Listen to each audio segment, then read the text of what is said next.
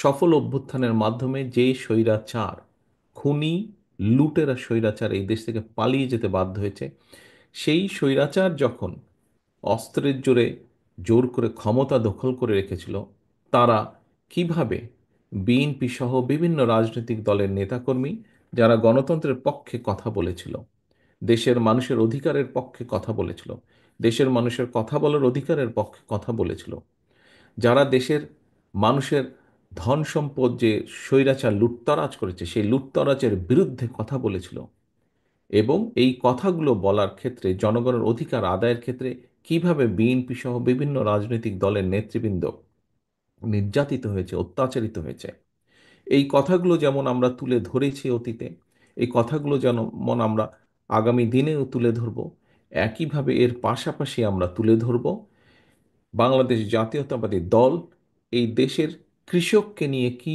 ভাবে এবং কৃষককে নিয়ে সে তার কী পরিকল্পনা, সেই কথাগুলো আমরা তুলে ধরব। বাংলাদেশ জাতীয়তাবাদী দল বিএনপি আপনাদের প্রিয় দল বাংলাদেশের নারী সমাজের উন্নয়নের জন্য, ক্ষমতায়নের জন্য কী চিন্তা করে, কী পরিকল্পনা গ্রহণ করে, সেই কথাগুলো আমরা তুলে ধরব জনগণের কাছে।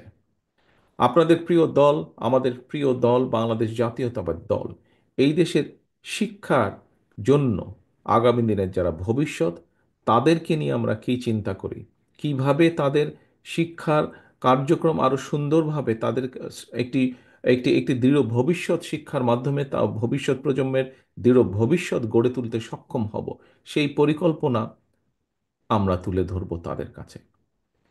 প্রিয় সহকর্মীবৃন্দ, বাংলাদেশ দল এমন একটি রাজনৈতিক দল যে দলটি অতীতে বিভিন্ন সময় বাংলাদেশের জনগণের সমর্থন নিয়ে এই দেশ পরিচালনা করেছে, এবং আমরা দেখেছি প্রতিবার যখন বাংলাদেশ জাতীয়তাবাদী দল দেশ পরিচালনা করেছে, প্রতিবার আমরা চেষ্টা করেছি দেশের মানুষের সমস্যার সমাধানগুলো করার জন্য। হতে পারে বিভিন্ন সীমাবদ্ধতার কারণে যতটুকু প্রত্যাশা আমাদের ছিল, যতটুকু আমরা করতে চেয়েছিলাম, সব কাজ আমরা হয়তো সক্ষম হইনি সব কাজগুলো সম্পূর্ণ করতে। সেজন্যই আমরা বিভিন্ন সময় বিভিন্ন পরিকল্পনা গ্রহণ করেছি। আপনারা দেখেছেন এই মুহূর্তে এই মুহূর্তে দলের পক্ষ থেকে আমরা ৩১ দফার একটি পরিকল্পনা দিয়েছি রাষ্ট্রকে পুনর্গঠন করার জন্য। কেন এই রাষ্ট্রকে পুনর্গঠন করার প্রশ্নটি আসলো?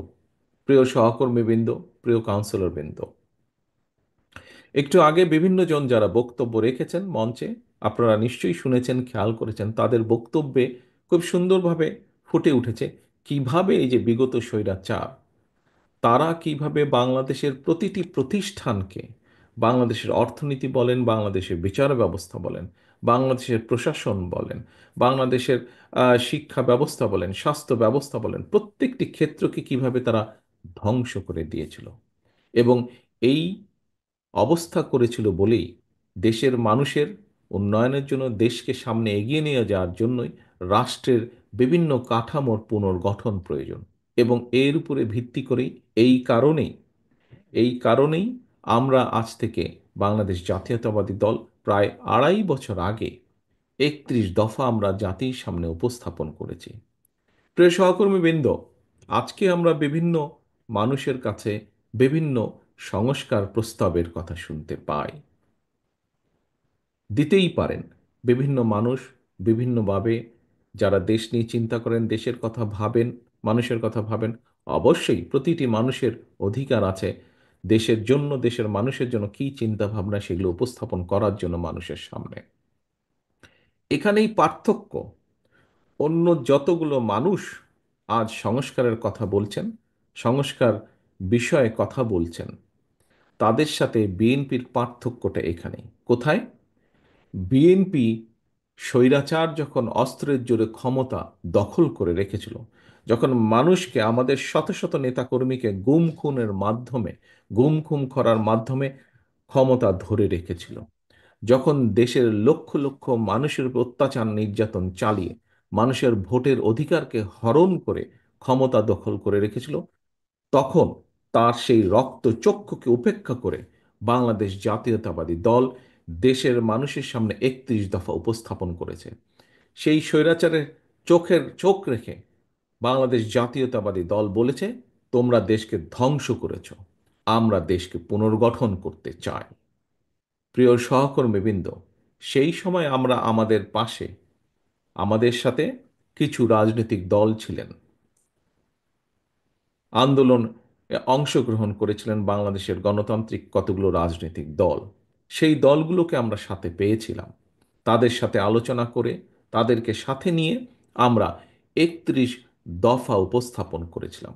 আজ আমরা অনেক ব্যক্তির কাছে অনেক কথা, বড় বড় সুন্দর সুন্দর কথা শুনতে পাচ্ছি আমরা।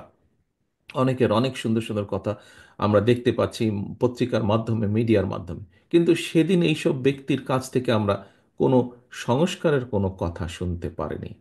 কিন্তু সেদিন একমাত্র আপনাদের দল, আপনাদের এই প্রিয় দল বাংলাদেশ জাতীয়তাবাদী দল, সেই স্বৈরাচারের রক্তচক্ষুকে উপেক্ষা করে দেশ পুনর্গঠনের কথা বলেছে।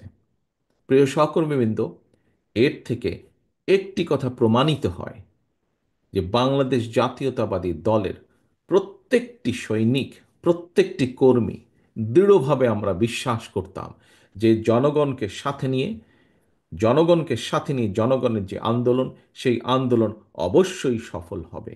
এবং এই দৃঢ় বিশ্বাস ছিল বলেই, আমাদের ভিতরে এই দৃঢ় বিশ্বাস ছিল বলেই আমরা আজ থেকে ২.৫ বছর আগে সংস্কার প্রস্তাব উপস্থাপন করেছিলাম, করতে আমরা সক্ষম হয়েছিলাম।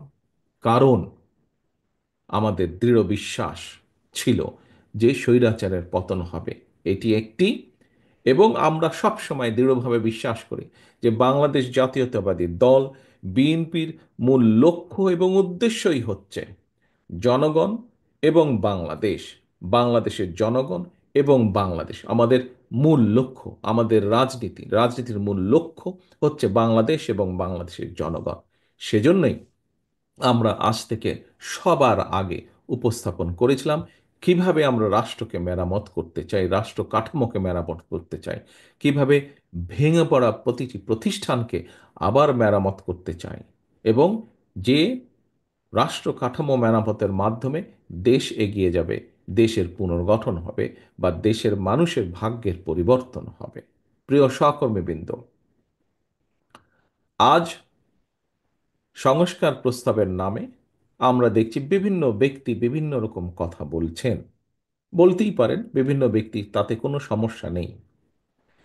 কিন্তু আমাদের কাছে মূল লক্ষ্য হলো,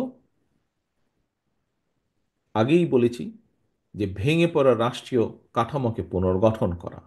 আমাদের কাছে মূল লক্ষ্য হলো এই দেশের মানুষের ভাগ্যের পরিবর্তন। অর্থাৎ আজ সারা দেশে লক্ষ লক্ষ বেকার, প্রায় কোটির কাছাকাছি শিক্ষিত, অল্প শিক্ষিত, অজ্ঞ শিক্ষিত, যেভাবেই বলি, বেকারদের কর্মসংস্থান। আমাদের কাছে আজকে মূল লক্ষ্য হলো খাল কাটার মাধ্যমে শহীদ রাষ্ট্রপতি জিয়া রহমানের খাল কাটা কর্মসূচি আবার শুরু করা, এবং তার মাধ্যমে কৃষকের সেচের পানির ব্যবস্থা করা, তার মাধ্যমে শুকিয়ে যাওয়া খাল বিল যেগুলো আছে সেগুলোর মধ্যে আবার পানির প্রবাহ তৈরি করা। আমাদের লক্ষ্য হচ্ছে এই দেশের শিক্ষা ব্যবস্থাকে, দেশের যে আগামী ভবিষ্যৎ, আগামী প্রজন্ম, তাদের শিক্ষাকে কিভাবে, তাদের কাছে শিক্ষার সুযোগ পৌঁছে দেওয়া যায়, কিভাবে শিক্ষা ব্যবস্থাকে দৃঢ়ভাবে গড়ে তোলা যায়। প্রিয় সহকর্মীবৃন্দ, আমাদের লক্ষ্য হচ্ছে কিভাবে দেশে উৎপাদন বাড়ানো সক্ষম হয়। আমাদের লক্ষ্য হচ্ছে কিভাবে দেশে নারীদের কর্মসংস্থান, একই সাথে নারীদের ক্ষমতায়ন করা সম্ভব হয়, ক্ষমতায়ন বৃদ্ধি করা সম্ভব হয়, সেটি হচ্ছে আমাদের লক্ষ্য। প্রিয় সহকর্মীবৃন্দ, আমাদের লক্ষ্য হচ্ছে এই দেশের মানুষের স্বাস্থ্যের ব্যবস্থা কিভাবে উন্নত করা যায়, যাতে এই দেশের মানুষকে স্বাস্থ্যের স্বাস্থ্যর যেই সার্ভিস, সেই সার্ভিসটি পাবার জন্য যাতে তাদেরকে বিদেশে যেতে না হয়, এই দেশে বসেই এই দেশের মানুষ, যাতে অধিকাংশ মানুষ স্বাস্থ্য সেবা পেতে পারে, সেইটি হাসিল করা হচ্ছে আমাদের লক্ষ্য। প্রিয় সহকর্মীবৃন্দ, আজকে আমরা বিভিন্ন জনের কাছে বিভিন্ন কথা শুনতে পাই যে আমাদেরকে এই অমুকের অমুকের ক্ষমতার পরিবর্তন করতে হবে। হ্যাঁ, ক্ষমতার ভারসাম্য করতে হবে, হ্যাঁ, সেটি হয়তো প্রয়োজন। আমরা শুনতে পাই যে বিভিন্ন আমাদেরকে বিভিন্ন রাজনীতির গুণগঠন পরিবর্তন করতে হবে। অবশ্যই গুণগত পরিবর্তন আমাদেরকে করতে হবে। আমি যারা গুণগত পরিবর্তনের কথা বলেন তাদেরকে আমি বলবো, আজকে যশোর জেলা বিএনপির সম্মেলনে আসুন, এবং এই সম্মেলন দেখে নিশ্চয়ই আপনারা বুঝতে সক্ষম হবেন যে রাজনীতির যে গুণগত পরিবর্তন, সেই পরিবর্তন যশোর জেলা বিএনপি সহ বাংলাদেশ জাতীয়তাবাদের দলের বিভিন্ন বিভিন্ন ইউনিটে এই পরিবর্তন আনার সবচেয়ে যে উদ্যোগ সেটি বিএনপি গ্রহণ করেছে। নিশ্চয়ই আপনারা দেখেছেন, নিশ্চয়ই আপনারা দেখেছেন বিএনপি একটি বিশাল দল। সমগ্র বাংলাদেশের মানুষ জানে বিএনপি একটি বিশাল দল। স্বৈরাচার সরকারের সময় যে খুনি স্বৈরাচার যারা পালিয়ে গেছে এই দেশ থেকে, তাদের সময়ে বিএনপির লক্ষ লক্ষ নেতাকর্মীর নামে মিথ্যে গায়েবী মামলা দেওয়া হয়েছিল। আমি নিশ্চিত আজকে আমার সামনে যে সকল ১৬১৬ জন কাউন্সিলর বসে আছেন, আপনারা এই ১৬১৬ কাউন্সিলর মধ্যে বোধহয় এমন কেউ বাদ নেই যার নামে না হলেও একটি মিথ্যে মামলাও নেই। নিশ্চয়ই এখানে উপস্থিত প্রায় প্রতিটি মানুষের নামে মিথ্যে মামলা, এই যে প্রায় সকলেই আপনারা হাত তুলেছেন, মিথ্যে মামলার সাক্ষী আপনারা বহন করে বেড়াচ্ছেন। প্রিয় সহকর্মী বৃন্দ, আমাদের ৬০ লক্ষ নেতাকর্মীর নামেই মিথ্যে মামলা হয়েছে। পৃথিবীতে বহু দেশ আছে যাদের জনসংখ্যাই ৬০ লক্ষের কম। এত বিশাল একটি দলে এর বাইরেও আমাদের আরো লক্ষ লক্ষ নেতাকর্মী রয়ে গিয়েছে।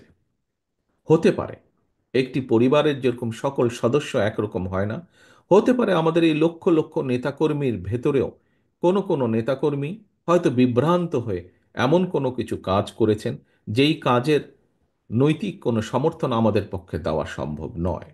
এবং যেহেতু আমাদের পক্ষে দেওয়া সম্ভব নয়, সেজন্যই আমরা আমাদের নৈতিক অবস্থান থেকে, দলীয় দলীয় অবস্থান থেকে আমরা সেই সকল নেতাকর্মীর বিরুদ্ধে ব্যবস্থা গ্রহণ করেছি। একটি রাজনৈতিক দলের পক্ষ থেকে যে ব্যবস্থা গ্রহণ করা সম্ভব, সর্বোচ্চ যে ব্যবস্থা গ্রহণ করা সম্ভব একজন কর্মী বা একজন নেতার বিরুদ্ধে, আমরা সেই ব্যবস্থা গ্রহণ করেছি। কারণ আমাদের রাজনীতির অন্যতম একটি মূল স্লোগান বা মূল লক্ষ্য হচ্ছে জনগণের সম্মতিতে থাকা, অর্থাৎ জনগণের সমর্থন থাকে এমন অবস্থানে থাকা, জনগণের সমর্থন থাকে না এমন কোনো কাজ না করা, এমন কোনো অবস্থানে না থাকা। প্রিয় সহকর্মীবৃন্দ, আমরা আমাদের বহু নেতাকর্মী, বেশ অনেক নেতাকর্মীর বিরুদ্ধে ব্যবস্থা গ্রহণ করেছি যারা দলের এই অবস্থান থেকে সরে গিয়ে কোনো অনৈতিক কাজ করেছেন। কিছু কিছু সংখ্যক লোক, কিছু সংখ্যক লোক, কিছু সংখ্যক ব্যক্তি এটিকে দলের দুর্বলতা হিসাবে উপস্থাপনের চেষ্টা করছে। আমরা পত্রপত্রিকার মাধ্যমে দেখছি, বিভিন্ন বক্তব্যের মাধ্যমে দেখছি। আজকে আমার নেতৃবৃন্দ, এখানে যারা সহকর্মীবৃন্দ, আপনারা যারা উপস্থিত আছেন, আপনাদেরকে এবং আপনাদের মাধ্যমে সমগ্র বাংলাদেশে ছড়িয়ে ছিটিয়ে থাকা আমাদের লক্ষ কোটি নেতাকর্মীর উদ্দেশ্যে আমি একটি কথা বলবো। যারা এই কথাটি বলে যারা এই কথাটি বলে অন্য কিছু হাসিলের চেষ্টা করে, দয়া করে সকলকে বলে দিবেন যে বিএনপি বিএনপি তার অবস্থান পরিষ্কার করেছে। বিএনপি একমাত্র দল যারা কোনো ডিনাইলে থাকে না, অর্থাৎ আমাদের ভিতরে যদি কেউ অন্যায় করে তার বিরুদ্ধে আমরা ব্যবস্থা গ্রহণ করি। এই উদাহরণ একমাত্র বিএনপি দেখেছে। এটি বাংলাদেশ জাতীয়তাবাদী দল এবং অন্য দলের সাথে এটি হচ্ছে অন্যতম সবচেয়ে বড় পার্থক্য। অর্থাৎ আমরা কোনো অন্যায়কারীকে প্রশ্রয় দিতে চাই না। আমাদের সামনে যদি কোনোভাবে কেউ উপস্থাপন করতে সক্ষম হয় অথবা প্রমাণিত হয় যে আমাদের কোনো সহকর্মী কোনো অন্যায় করেছে, যা সমাজের মানুষের কাছে এবং সামাজিকভাবে হোক, রাজনৈতিকভাবে হোক, যে কোনো দৃষ্টিকোণ থেকেই হোক না কেন, যা গ্রহণযোগ্য নয়, তাকে আমরা সমর্থন দেই না, তার বিরুদ্ধে আমরা ব্যবস্থা গ্রহণ করি। এটি অন্য রাজনৈতিক দলের সাথে বাংলাদেশ জাতীয়তাবাদী দলের পার্থক্য। কাজেই কাজেই বিএনপির অমুক লোক এটা করেছে, তমুক লোক এটা করেছে, দয়া করে এসব কথা বলে বিভ্রান্ত করার চেষ্টা করবেন না।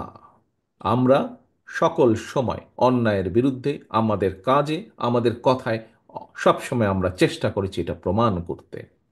প্রিয় সহকর্মীবৃন্দ, বক্তব্য বেশি লম্বা করব না। বক্তব্যের থেকে এখন সময় হচ্ছে কাজের। কোন সেই কাজ?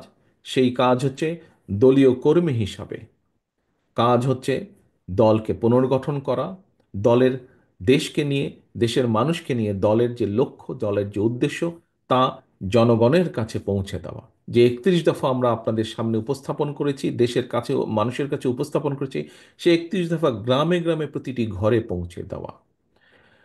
এবং একই সাথে দলের একজন কর্মী হিসাবে এই কাজটি যেমন করবেন, একই সাথে দল হিসাবে, সামগ্রিকভাবে দল হিসাবে, একটি রাজনৈতিক দল হিসাবে, যেহেতু আমাদের সকল ক্ষমতার উৎস হচ্ছে, রাজনৈতিক ক্ষমতার উৎস হচ্ছে বাংলাদেশের জনগণ, সেই জন্য দল হিসাবে আমাদের সবচাইতে প্রথম কাজ হচ্ছে দেশকে পুনর্গঠন করা।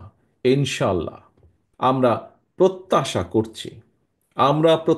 করছি, যে অন্তর্বর্তীকালীন যে সরকার, এই সরকার, যার প্রধান কাজ হচ্ছে দেশের মানুষের প্রত্যাশা অনুযায়ী একটি নিরপেক্ষ স্বচ্ছ নির্বাচন উপস্থাপন করা বা উপহার দেওয়া দেশকে, আমরা প্রত্যাশা করি সেই কাজটি মনোযোগ সহকারে যত দ্রুত সম্ভব এই অন্তর্বর্তীকালীন সরকার সেটি করবেন। এবং সেই নির্বাচনের মাধ্যমে বাংলাদেশ জাতীয়তাবাদী দল এই দেশের মানুষের সমর্থন নিয়ে সরকার গঠনে সক্ষম হলে, একটি রাজনৈতিক দল হিসাবে আমাদের সবচাইতে প্রথম এবং সবচাইতে জরুরি, সবচাইতে মূল্যবান কাজ হচ্ছে দেশকে পুনর্গঠন করা। প্রিয় সহকর্মীবৃন্দ, আজ এই কাউন্সিলের মাধ্যমে আমরা যেরকম দলকে পুনর্গঠিত করব, আসুন আমরা আজকে এখানে শপথ গ্রহণ করি, এখানে আমরা প্রতিজ্ঞাবদ্ধ হই যে ইনশাল্লাহ আগামী দিনে বাংলাদেশের মানুষের সমর্থন নিয়ে বাংলাদেশ জাতীয়তাবাদী দল সরকার গঠন করতে সক্ষম হলে আমাদের সবচেয়ে প্রথম যেই কাজটি হবে, বাংলাদেশ নামক আমাদের যে প্রিয় মাতৃভূমি, এই মাতৃভূমিকে পুনর্গঠন করা, একে, এর সকল রাষ্ট্র কাঠামোকে আমাদেরকে মেরামত করা, এটিই হবে আমাদের প্রতিজ্ঞা, এটিই হবে আমাদের প্রত্যাশা আজকের এই সম্মেলনে। পরিশেষে আমি আবারও এই সম্মেলনের সফলতা কামনা করে এবং এই সম্মেলনকে সফল করার জন্য অধ্যাপক নার্গিস বেগম সহ প্রতিটি নেতাকর্মী যারা অক্লান্ত পরিশ্রম করেছেন, কেন্দ্রীয় নেতৃবৃন্দ থেকে শুরু করে আমার ইউনিয়ন গ্রাম লেভেল পর্যন্ত যে সকল নেতা কর্মীবৃন্দ, সহকর্মীবৃন্দ অক্লান্ত পরিশ্রম করেছেন, তাদের সকলকে আন্তরিকভাবে ধন্যবাদ এবং শুভেচ্ছা জানিয়ে আমার বক্তব্য শেষ করছি। আল্লাহ হাফেজ। বাংলাদেশ জিন্দাবাদ। বাংলাদেশ জাতীয়তাবাদী দল জিন্দাবাদ।